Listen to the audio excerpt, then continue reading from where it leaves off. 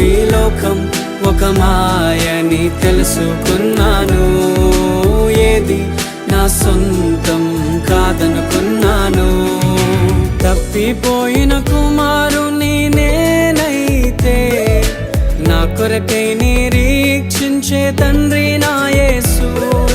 తప్పిపోయిన కుమారుని నేనైతే నా కొరకై నిరీక్షించే తండ్రి నా యేసు. ఈ లోకమంతా నేను వెతకినా నాకు లేదయ్యా ఎక్కడా ఆనందం. నీ సన్నిధిలో ఒక్క